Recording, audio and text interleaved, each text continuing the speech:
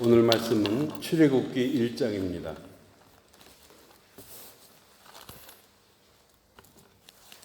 출애굽기 1장 6절 말씀부터 22절 말씀까지 교독하시겠습니다.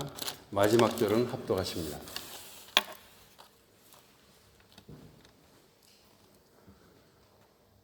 요셉과 그의 모든 형제와 그 시대의 사람은 다 죽었고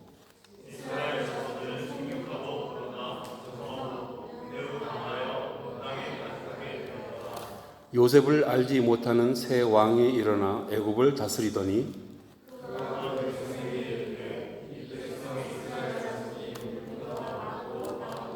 자, 우리가 그들에게 대하여 지혜롭게 하자. 두렵건대 그들이 더 많게 되면 전쟁이 일어날 때에 우리 대적과 합하여 우리와 싸우고 이 땅에서 나갈까 하노라 하고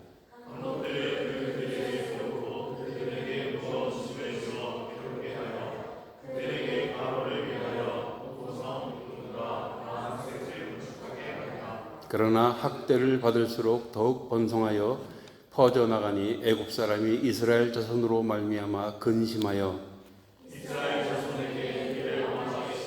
어려운 노동으로 그들의 생활을 괴롭게 하니 곧 흙 이기기와 벽돌 굽기와 농사의 여러 가지 일이라. 그 시키는 일이 모두 엄하였더라.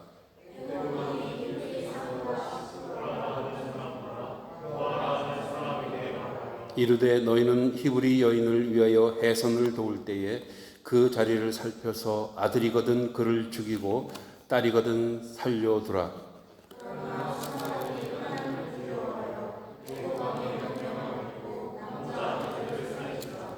애굽 왕이 산파를 불러 그들에게 이르되 너희가 어찌하여 이같이 남자 아기들을 살렸느냐.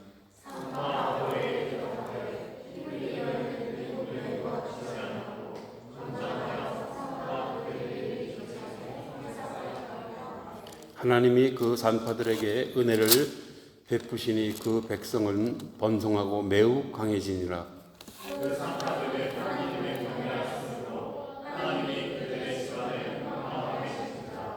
그러므로 바로가 그의 모든 백성에게 명령하여 이르되 아들이 태어나거든 너희는 그를 나일강에 던지고 딸이거든 살려두라 하였더라.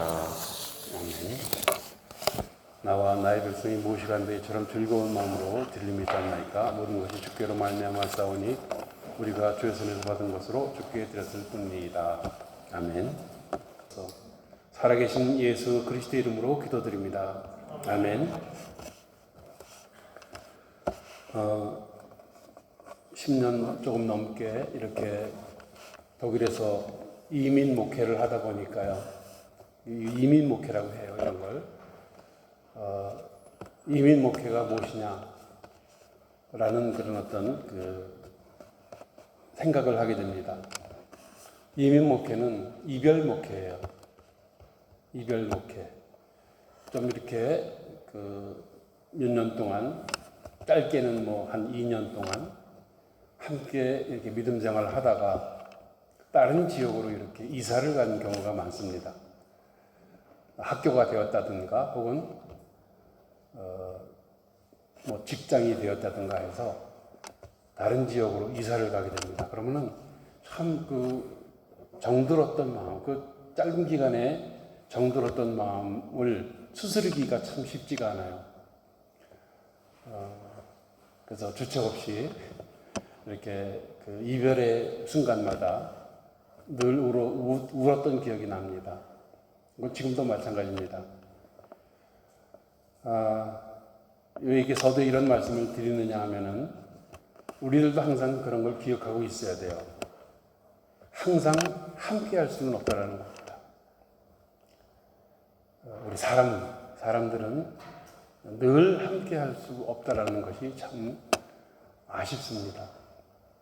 저 개인적으로는 우리 부모님과 영원히 함께 살고 싶었었는데 벌써 두 분은 벌써 하늘나라로 먼저 가셨어요.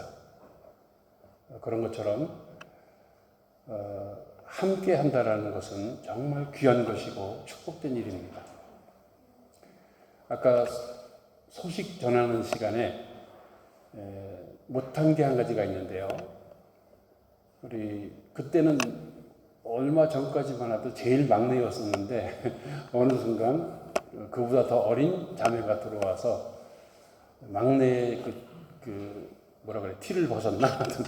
그랬던 형제가 있습니다. 그 친구가 다름슈타트 맞습니까? 그리로 또 이렇게 이사를 가게 됐어요. 그래서 오늘 마지막 주일입니다.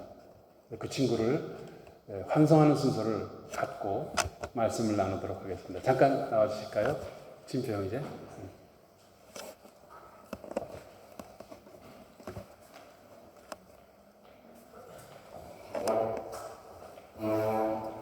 저 진표 형제를 기억하는 것은 처음에 오자마자 우리가 그 슈타트 파게 나가서 거기서 이제 청년들이랑 같이 피자를 먹으면서 놀았었는데 그때 아주 재밌는 그런 노래를 불러줘서 제가 굉장히 위로를 받았었습니다. 네. 네. 우리 환송 노래 하시겠습니다. 때로는 너의 앞에 어려움과 아픔이 있지만 담대하게 주를 바라보는 너의 모습 우리 볼 때 얼마나 아름다운지 너의 영혼 통해 큰 영광 받으시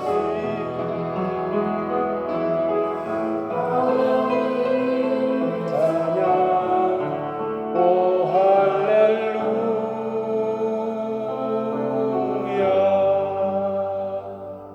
잠깐 기도하시겠습니다. 사랑과 은혜가 충만하신 하나님 아버지 감사합니다. 우리 귀한 형제 잠시 동안이지만 많은 사람 많은 교회 가운데에서 이 에센스만교에서 만나게 하셨다가 또 이제 다른 지역으로 이사 갈 수 있게 해주셨습니다. 뭐 잘못돼서 가는 것이 아니고 잘 돼서 가는 것이기에 조금은 위로를 받습니다만은 그동안에 쌓았던 정이 아쉬워서 조금은 서운합니다. 하지만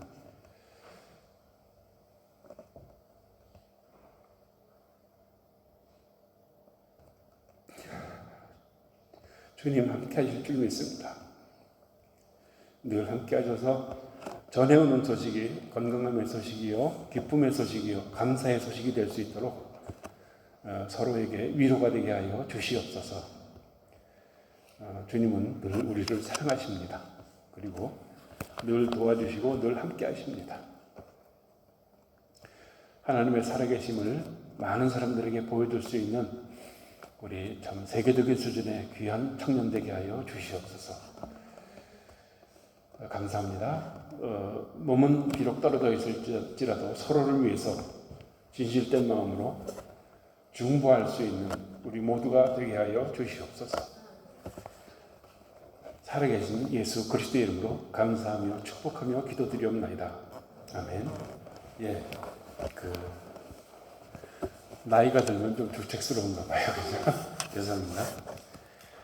오늘은 출애굽기가 끝나고 창세기가 끝나고 출애굽기가 시작되었습니다. 창세기는 요셉의 죽음으로 끝이 납니다. 한번 우리 확인해 볼까요? 창세기 50장 24절에서부터 26절 말씀까지입니다. 제가 봉독해 드리겠습니다. 요셉이 그의 형제들에게 이르되 나는 죽을 것이나 하나님이 죄송합니다.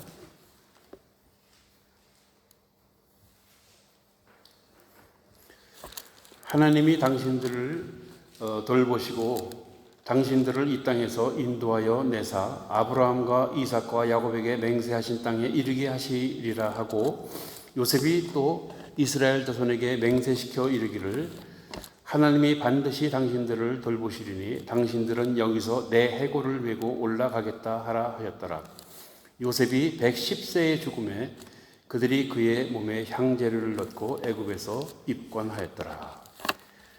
네, 이렇게 돼서 이제 요셉이 죽고 창세기가 끝납니다. 그리고 출애굽기가 시작이 됩니다. 그런데 여기서부터 창세기에서부터 출애굽기까지 무려 400년이라는 시간이 흘러갔습니다. 400년. 많은 시간이 흘러갔습니다. 근데 그 400년이라는 긴 기간 동안에 이스라엘 사람들은 고센 땅, 그 애굽에서 이제 북쪽에 있습니다. 북쪽에 있는 땅인데 가나안과 가까워요. 그저 한 일주일이면 걸어서 갈 수 있는 그런 가까운 거리에 살면서 400년이라는 긴 세월 동안에 처음에는 야곱의 식구들 70여 명이 이제 그 고센 땅에 이주를 해서 살게 되었었는데 무려 장정만 60만 명으로 그 남자 싸움에 나가서 싸울 수 있는 장정들만 60만 명으로 이렇게 번성을 했고요. 그 다음에 전체 인구들은 한 200만에서 거의 250만 가까이 되는 많은 하나의 국가로서, 민족으로서 이렇게 성장이 되었습니다. 하나님께서 하신 일이죠. 하나님께서 계획하신 일입니다. 앞으로 그 이스라엘을 통해서 이제 하나님의 나라를 세우시려는 하나님의 그 구원 계획이 그런 식으로 이렇게 이루어진 겁니다. 자, 그런데 이제 이와 같은 모습들이 바로 단순히 그 이스라엘 사람들만 통해서 이 세상을 구원하시는 분이 아니시고 이제는 영적인 이스라엘, 다시 말하면은 예수 그리스도를 믿는 그리스도인들, 우리를 말합니다. 우리들을 통해서도 하나님의 구원 계획은 계속 진행되어 가고 있다는 것입니다. 그래서 우리는 오늘 이 출애굽기 1장을 보면서 이 시대를 사는 하나님의 백성으로서 영적인 이스라엘 사람으로서 오늘 우리에게 말씀하시려는 하나님의 말씀, 영적인 생활 교훈을 이제 출애굽기 1장을 통해서 우리는 함께 묵상하기를 원합니다. 그리고 그대로 우리가 생활 가운데 나타내 보일 수 있는 그런 저와 여러분들이 되셨으면 합니다. 그렇게 되기를 간절히 바라는 마음으로 오늘 말씀을 준비했습니다. 그야말로 오늘만큼 우리 소망의 가족들이 더 성숙할 수 있는 그런 시간 되시기를 예수 그리스도 이름으로 축원드립니다. 제일 먼저는요, 요셉을 모르는 애굽 왕에 대한 말씀입니다. 여기 본문에 나오고 있습니다만은 요셉을 모르는 애굽 왕이 생겨났습니다. 그 창세기 32장 28절에 보게 되면은요, 이스라엘은 야곱의 이름입니다. 야곱의 이름인데 분이에 대해서 씨름을 하고 이제 야곱이 얻은 이름이 이스라엘이에요. 하나님과 겨루 이겼다는 거예요. 그 이름이 바로 이스라엘인데 그 이스라엘이 요셉이 총리 대신으로 있을 때 그 70여 명의 가족들을 다 이끌고 애굽으로 와서 이제 이주해서 살게 되었습니다. 우리는 이미 그 모습에 대해서 창세기를 같이 읽는 동안에 다 들었습니다. 그리고 알고 있습니다. 자, 그랬는데 400년이라는 시간이 흘렀어요. 그 400년이라는 시간이 흐르는 동안에 애굽 나라에서도 많은 그 역사적인 그런 격동기를 거쳐야 했습니다. 그게 뭐냐면요, 애굽은 본래 함 자손들이에요. 노아의 아들 함의 자손들입니다. 그런데 힉소스 족이라는 가나안에 있는 그 셈 자손들의 그 힉소 족속들에게 300년 동안을 그 통치를 받게 됩니다. 그런 애굽의 안타까운 역사가 있어요. 그것을 거치면서 그 주전 1500년경에 투트모세 1세라는 사람은 그 바로 왕이죠. 애굽의 왕이죠. 그 사람이 그 힉소 족속들을 다 몰아냅니다. 애굽에서 다 몰아내고 애굽의 18왕조라 그래요. 18번째 왕조가 새롭게 그렇게 시작이 되는 겁니다. 이처럼 그런 격동기를 거치면서 새로운 애굽의 왕조가 시작이 되면서 지난날에 요셉이, 그러니까 400년 전이죠. 요셉이 애굽에서 아주 화려하고 찬란한 그런 그 업적이라고 그럴까요? 그 과거의 역사에 대해서 모르는 통치자들이 생겨났어요. 오히려 과거에 요셉이 그런 이루었던 업적에 대해서 그저 지나가 버린 과거의 역사, 그저 참고적으로만 이렇게 한 번씩 이렇게 생각하는 그런 정도의 역사로 생각을 하고 아무도 요셉을 기억하지를 못하는 겁니다. 그래서 오늘 본문에 말씀이 있는 것처럼 요셉을 알지 못하는 왕의 시대가 시작이 된 겁니다. 그러니까 이제 벌써 요셉을 모른다라는 얘기는 이스라엘이 그렇게 크게 번성하고 하나의 민족을 이루게 된 것에 대해서 좋은 긍정적인 생각을 가질 수 없는 그런 분위기가 된 거예요. 아까도 조금 전에도 말씀드렸습니다마는 과거에 셈 족속, 이스라엘은 셈 족속이거든요. 셈 자손들이거든요. 셈 자손에게 지배를 받았던 애굽 함 족속으로서는 이런 이스라엘에 대해서 대적적인 반대적인 그런 생각을 가질 수밖에 없었던 겁니다. 거기다 요셉을 모르는 새로운 왕이 보니까 놀랬어요. 아니 언제 저렇게 이스라엘 백성들이 하나의 큰 민족을 이루게 되었는가 두려웠어요. 그래서 지금 오늘과 같은 문제가 생겨나기 시작했던 것입니다. 우리도 여기서 한 가지 기억해야 될 것은 그거예요. 과거의 역사적인 교훈에 대해서 현재 통치하는 사람으로서 기본적으로 그것을 좀 알고, 그죠? 알고 통치를 펼쳐나가야 그게 현명한 지도자입니다. 과거를 완전히 무시해버리거나 모르게 되면요, 앞으로 닥쳐올 어떤 환란이라든가 고난에 대해서 대처할 능력이 없어요. 어디에서 그런 경험을 얻을 수가 있겠습니까? 지나간 과거에 요셉과 같은 그런 현명한 지도자가 있었다. 그 사람을 연구해서 그 사람의 그 업적을 통해서 뭔가 지금의 어려움을 갖다가 헤쳐나갈 그런 생각을 해야 되지 않겠어요? 그게 현명한 지도자의 모습입니다. 그러나 요셉을 모르는 왕은, 새로운 애굽 왕은 과거의 역사를 무시해버렸어요. 참 어리석은 통치자의 모습입니다.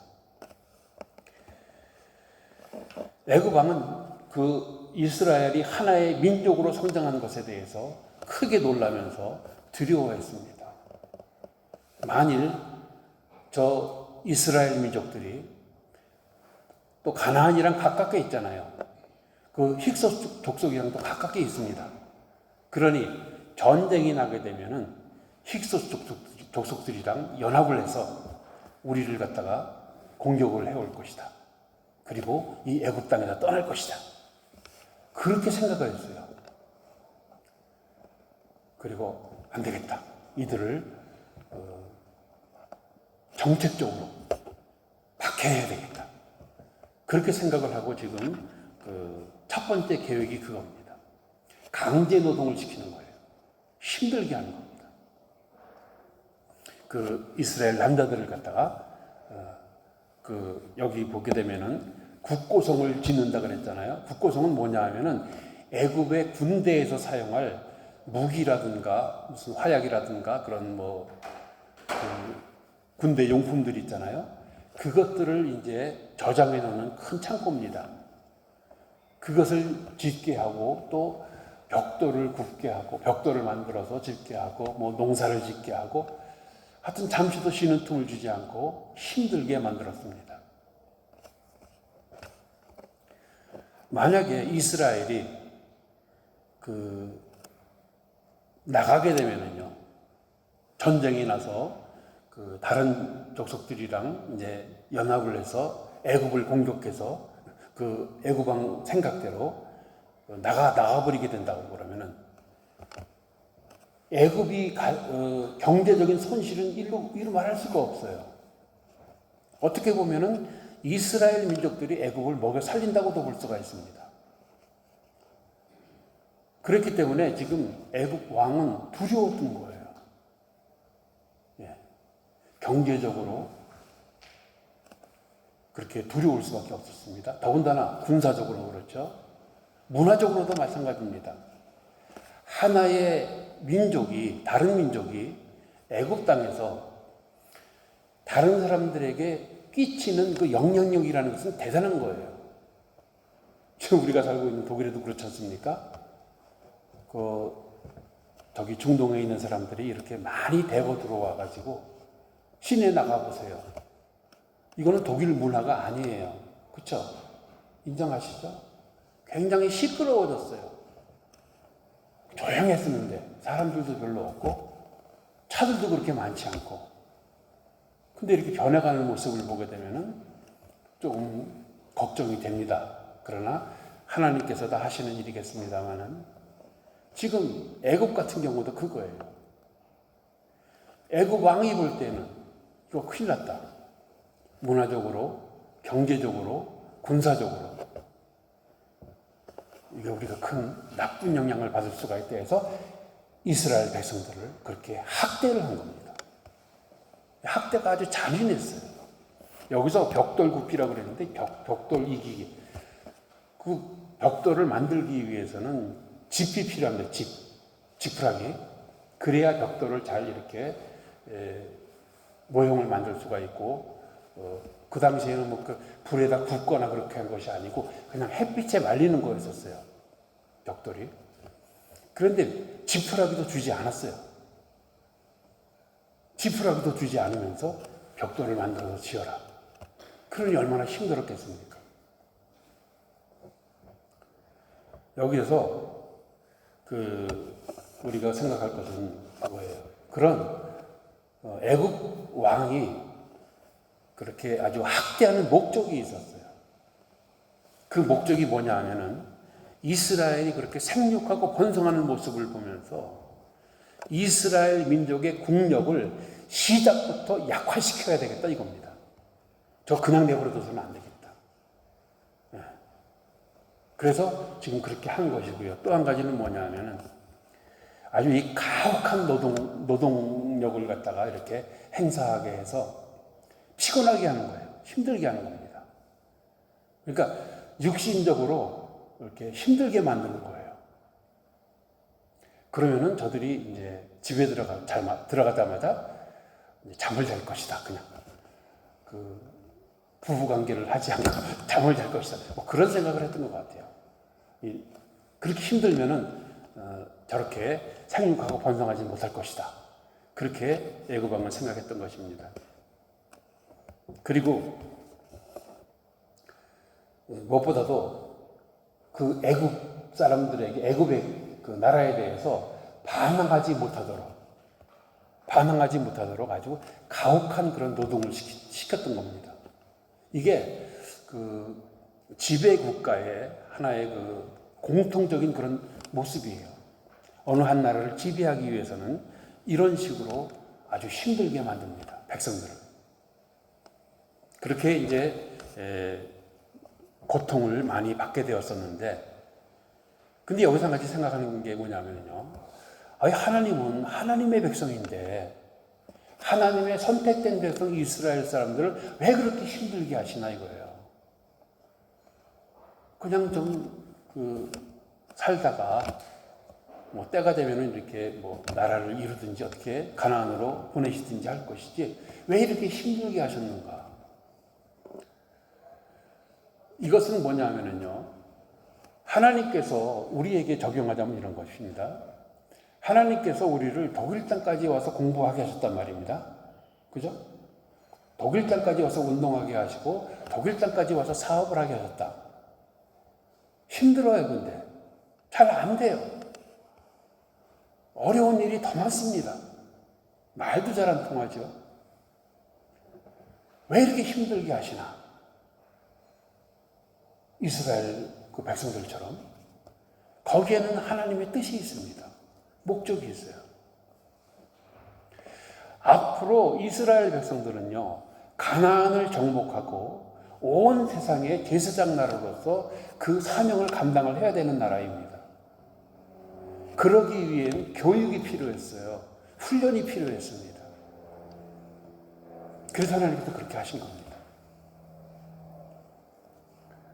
뿐만 아니라 애국 사람들의 그런 잔인한 그런 학대에 대해서 잘 참을 줄 아는, 인내할 줄 아는 그런 마음이 필요했습니다. 인내하는 가운데 한 국가로서, 한 민족으로서 이 결속력, 그 민족의 힘을 갖출 그런 시간이 필요했던 거예요. 그건 우리들도 마찬가지 아니겠습니까? 참지 못하고, 견디지 못하고, 에이탁 하면서 때려쳐. 제일 쉬운 게 그거예요. 때려치는 게 제일 쉬운 거예요. 끝까지 견뎌낼 수 있어야 됩니다. 늘 말씀드리지만 독일에서 제일 배우기 쉬운 게 그거예요. 인내. 근면. 이것만큼은 꼭 우리가 배워야 됩니다. 인생 살아가는 동안에. 그런가 하면은 지금 이 애굽의 학대를 통해서 출애굽에 대한 앞으로 언젠가 이루어지게 될 그 출애굽, 애굽을 나가는 겁니다. 출애굽에 대한 소망을 갖게 하시려고 하나님은 이와 같은 어려운 일을 허락하신 거예요. 우리는 이런 사실들을 기억하고 여러분들 힘들어하지 마세요. 뭐 힘든데 힘들어하지 말고 좀 이상하지만 참으세요. 견뎌내세요. 그 길밖에 없어요. 우리 기독교가요, 그야말로 말할 수 없는 극심한 핍박과 박해 가운데에서 오늘날처럼 이렇게 바다의 모래처럼 하늘의 별처럼 엄청나게 많이 성장할 수가 있었던 것은 다 하나님의 그와 같은 인내와 연단의 과정을 거치게 하신 뜻이 있습니다. 과정이 있었습니다. 우리 한 개인도 마찬가지고 한 국가도 마찬가지입니다. 흔들리지 마십시오. 그래서 우리는 같은 맥락에서 지금 선민 이스라엘은 요셉을 모르는 애국 왕을 통해서 힘들고 괴로운 나날들을 보내야 했습니다. 그런데요, 놀라운 사실은 그럼에도 불구하고 이스라엘 백성들은 더욱 번성했어요. 더욱 번성했어요. 참 놀라운 일이죠. 하나님의 은혜입니다. 하나님께서 하시는 일입니다. 우리가 사는 세상 잘 아시겠습니다만 가면 갈수록 점점 더 악해져 가고 있습니다. 어려워져 가고 있습니다. 그래서 될 수 있으면 쉽게 가려고, 편하게 가려고 다들 그렇게 생각을 하는데요. 여러분들 그렇지 않습니다. 제가 조금 살아보니까요, 가면 갈수록 쉬워지는 줄 아세요? 인생? 그게 아니에요. 가면 갈수록 힘들어져요. 여러분들 마라톤 뛰어보셨어요? 마라톤? 신앙생활은 마라톤과 같다고 누차 말씀을 드렸습니다. 마라톤 처음 출발할 때는 의욕적으로 출발을 합니다. 그러나 꼬리 지점이 다가오면 다가올수록 힘든 거예요. 거의 숨이 여기까지 차서 죽을 정도가 돼야 꼬리 지점을 통과할 수가 있는 겁니다. 이스라엘 백성들은 그 과정을 겪어야 했습니다. 우리는 이와 같은 세상에서도 오히려 세상의 빛과 소금이 되어서 선한 영향력을 마음껏 다른 사람들에게 바랄 수 있는 그와 같은 저와 여러분들이 되셔야 될 줄로 믿습니다. 그를 위해서 우리들에게 필요한 것은 말씀과 성령님과 예수 그리스도의 사랑이에요. 이것이 항상 충만해야 될 줄로 믿습니다. 날마다 더욱 강성해지시기를 예수 그리스도 이름으로 축원합니다. 두 번째는요, 산파 십부라와 부하에 관한 말씀입니다. 이 십부라라, 산파 십부라라는 이름은 아름다움이라는 뜻이에요. 그리고 부하라는 이름의 뜻은 딸 혹은 소녀라는 그런 뜻인데 이름 참 예쁘죠. 근데 이들이 히브리 산파입니다. 유대인 산파입니다. 그래서 아기들을 출산할 때 도와주는, 해산할 때 도와주는 그런 사람들입니다. 자, 그런데 지금 17절을 보시게 되면은 그들이 하나님을 두려워했다고 그랬어요. 그리고 21절에는 하나님을 경외했다고 얘기했습니다. 하나님에 대한 믿음이 아주 투철한 사람들이었어요. 그런데 애굽 왕이 그들에게 여자 아기가 태어나면은 살려두고 남자 아기가 태어나면 몰래 죽여라고 해요. 은밀하게 죽이라고 그렇게 명령을 내립니다. 그 명령 들었습니까? 명령 안 들었어요. 애굽 왕은 애굽의 신과 같아요. 근데 애굽 왕의 명령을 듣지 아니하고 애굽 왕의 말을 거역합니다. 참 대단한 믿음이에요. 애굽 왕이 그렇게 남자들을 먼저 1차적으로 굉장히 힘들게 했잖아요. 강제노동을 통해서. 그런데도 실패했어요. 이스라엘이 생육하고 번성하는 데 있어서 그걸 못하게끔 그렇게 방해를 했는데 1차 계획이 실패됐어요. 그러니까 두 번째 계획이 그거예요. 남자 애기들 다 죽여라.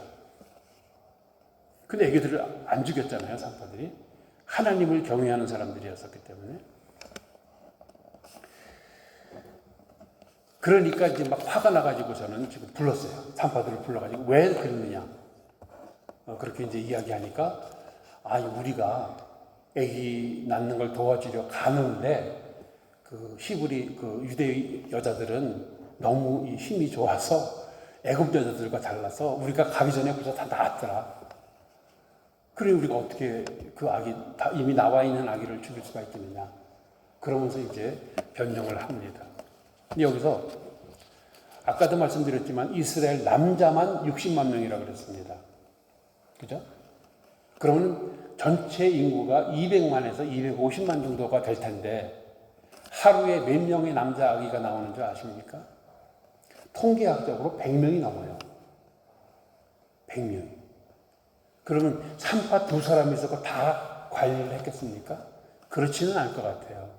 아마 다른 산파들의 아마 우두머리격이 되는 그런 사람들이었을 것입니다. 이 십부라랑 부하 같은 산파는요. 근데 이 산파라는 직업은 원래 하나님께서 어느 부부이든지 간에 그들에게 선물로 주시는 새로운 생명에 대한 그 생명을 살리는 직업이 산파들이에요. 그런데 지금 애굽 왕은 뭐라 그럽니까? 남자 아기들을 죽이라는 거예요. 생명을 끊으라는 겁니다. 이게 말이나 되는 명령입니까? 네. 참 이렇게 하나님의 백성을 괴롭히는 것은 마귀 사탄의 주요 업무예요.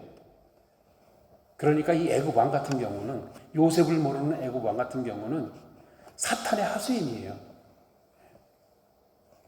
그렇게 해서 이스라엘을 갖다가 아주 몰살시키려고 하는 그런 아주 나쁜 사람입니다.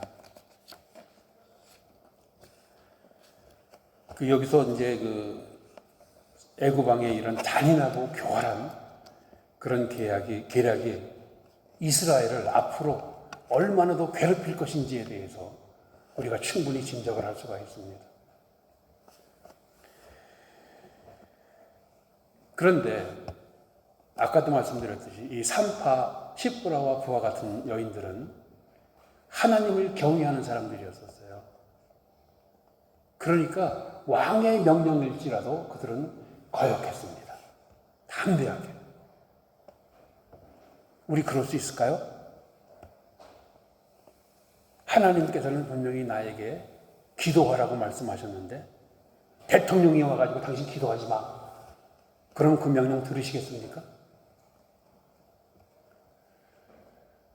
그럴 수 없다라는 겁니다.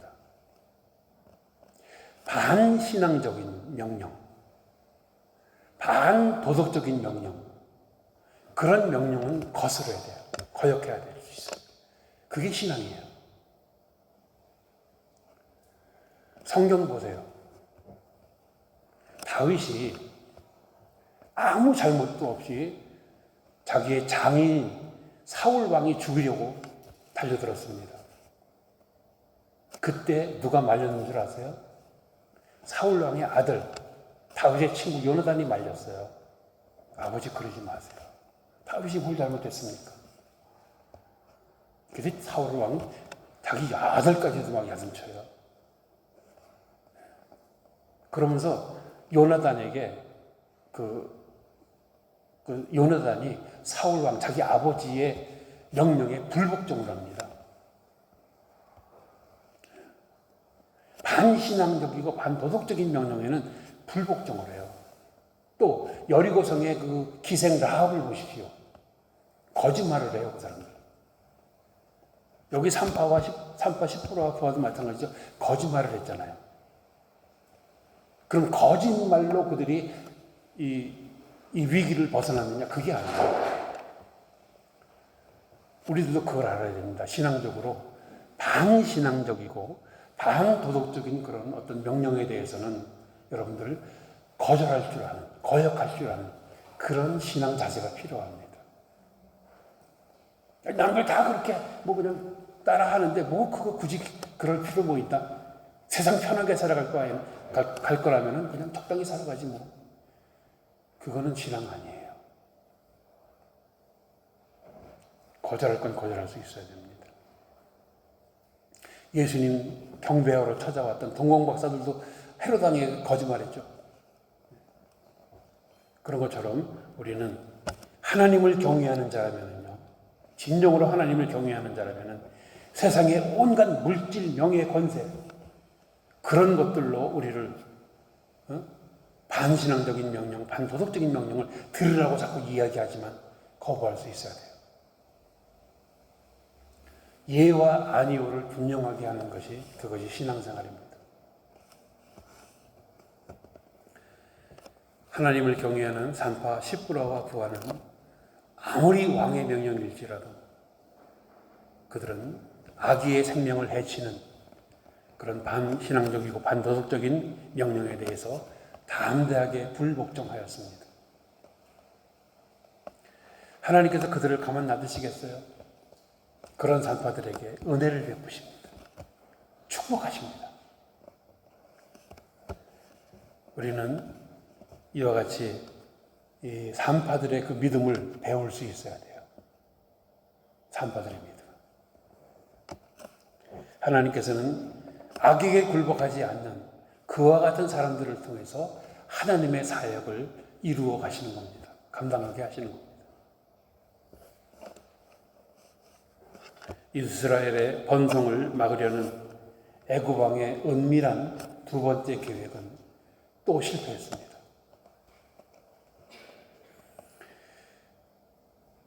아무리 화가 나서 산파들을 불러가지고서는 지금 막 따졌지만은 너희들 그러지 말라 그랬는데 왜 살려두느냐 얘기했지만은요, 지혜를 주시잖아요. 그죠? 그와 같은 지혜가 그들이 물론 알고 있었는지는 모르겠습니다만 하나님께서 주시는 지혜예요. 하나님의 은혜 안에 거할 때 하나님께서 주시는 지혜, 그 지혜로운 생각과 말과 행실이 나올 수가 있는 겁니다. 우리 하나님의 은혜를 사모해야 돼요. 하나님을 사랑하고 경외하며 생명의 존엄성을 지킨 산파들은 하나님의 약속의 말씀대로 축복해 주시는 모습을 우리는 보게 됩니다. 출애굽기 20장 6절 말씀에 이런 말씀이 있습니다. 나를 사랑하고 내 계명을 지키는 자에게는 천대까지 은혜를 베푸느니라. 천대까지 은혜를 베푸느니라. 그럼 1001대부터는 은혜를 안 베푸십니까? 아닌 거 아시죠? 끝까지 하나님께서 은혜를 베푸신다는 얘기요. 이러한 풍성한 약속 말씀의 축복을 하나님의 은혜 안에서 모두 누리시는 우리 소망가족 다 되시기를 예수 그리스도의 이름으로 축복합니다. 끝으로 번성하는 이스라엘의 모습입니다. 1장 7절 말씀을 한번 보십시오. 이스라엘 자손은 생육하고 불어나 번성하고 매우 강하여 온 땅에 가득하게 되었더라. 12절 말씀을 보십시오. 그러나 학대를 받을수록 더욱 번성하여 퍼져나가니 애굽 사람이 이스라엘 자손으로 말미암아 근심하게 됩니다. 20절 말씀도 보십시오. 하나님이 그 산파들에게 은혜를 베푸시니 그 백성은 번성하고 매우 강하였습니다. 그랬습니다. 참 놀랍죠? 이렇게 아무리 좀 전문 용어를 쓰겠습니다. 아무리 짓눌러도 우리 그리스도인들은 더 번성해요. 더 투철한 철저한 믿음으로 거듭나요. 우린 이것을 기억을 해야 됩니다. 근데 요즘 보세요. 믿음 생활 그렇게 쉽게 안 하려고 그래요. 그렇게 어렵게 안 하려고 그래요. 어떻게 하면 쉽게 믿음 생활을 할까? 어떻게 하면 편하게 믿음 생활을 할까? 그렇게 생각을 합니다. 여러분, 그런 미혹에 빠지지 마십시오. 그러면 번성 못해요. 번성할 기회를 잃어버려요. 남들이 하지 않는 고생, 오히려 우리가 먼저 하세요. 그러면 번성할 수 있어요. 이스라엘은 더욱 번성하고 매우 강해졌습니다. 학대하면 할수록, 힘들게 하면 할수록 드디어 22절에 보십시오. 세 번째 계략을 펼칩니다. 남자 아기 나면 무조건 나일강에다 집어던져라. 그렇게 얘기하잖아요. 애굽 왕이. 그런데 애굽 왕은 참 큰 실수였어요. 하나님과 또 전문 용어가 나오네. 맞짱 뜨려고 그런 거죠. 하나님이 어떤 분이신데요? 모세의 이름이 뜻이 뭔지 아십니까? 모세의 이름 뜻. 아직 모세가 등장하지 않았습니다만 모세의 이름 뜻은 물에서 건져낸다는 뜻이에요. 물에서 건져내다. 그게 모세의 이름의 뜻입니다. 그런데 애굽 왕은 이스라엘 남자 아기들이 태어나면은 나일강에다가 던져라. 그렇게 얘기했어요. 자기 스스로 하나님의 계획에 동참하는 겁니다. 하나님 그러신 분이세요. 애굽 왕의 악행마저 합력하여 선을 이루시는 분이 바로 우리 하나님이십니다. 우리는 이 사실을 보면서 예언적으로 지금 보여주신 이 모습을 보면서 어떻게 그 모세가 출애굽의 지도자가 되는지 여러분들 잘 아시죠?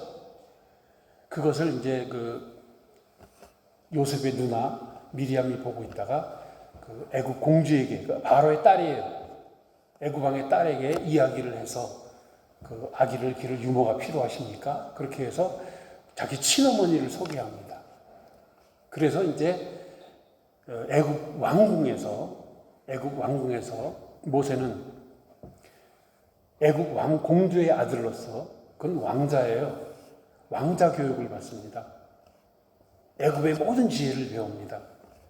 그리고 모든 그 능력을 거기서 다 얻습니다. 40세까지.